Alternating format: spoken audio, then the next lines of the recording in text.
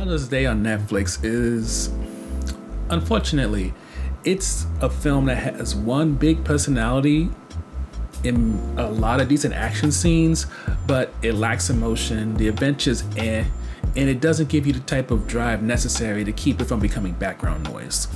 To summarize the film, Nina is a now former spy who faked her death after some type of mob or gangster group hunted down her entire team, including her significant other. With faking her death, she had to give up her son Max for adoption. But with the discovery by this mob group that Max exists, they decide to kidnap and eventually kill him in order to get back at Nina, in order for it to be a life for a life situation.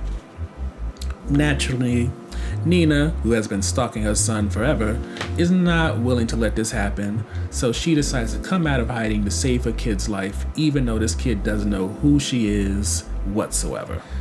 As for why Mother's Day is rated TVMA, there's cursing throughout, there's blood, some light gore, gun violence, and also scenes of torture.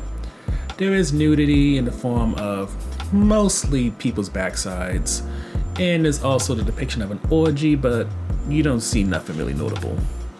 Outside of that is the usual smoking and drinking.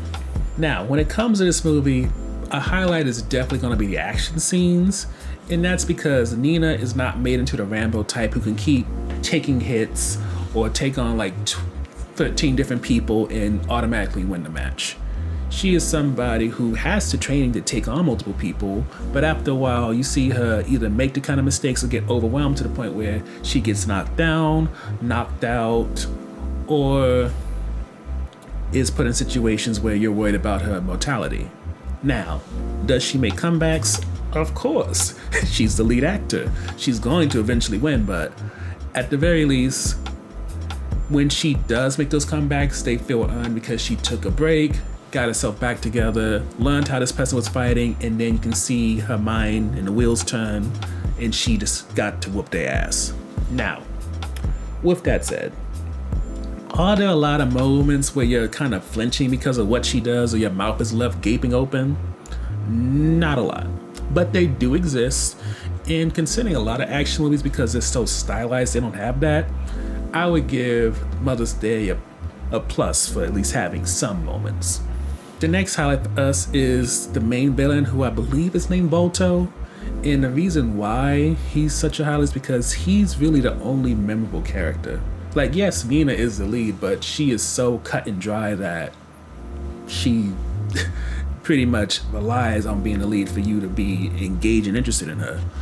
Volto, on the other hand, he has his father's head in the jar, think Futurama, and to add on to that, he has these tattoos, his weapons are made to shock people, even kill somebody by shocking them to death, and he is just this big-time personality.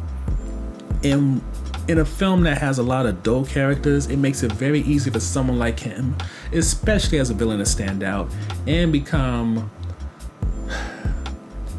such an asset that you're so glad that I wouldn't say he saves the film, but he's definitely someone who keeps you interested. With that said, as noted, Nina's dry as dust. Max is not that interesting of a character either, and that combination makes it kind of hard to be really interested in what's going on with them. And yes, they have scenes when they're alone, and she's trying to be maternal, and he's kind of warming up to her, but none of it really gets you into their relationship. None of it really makes you want to see Max survive. And even with Nina,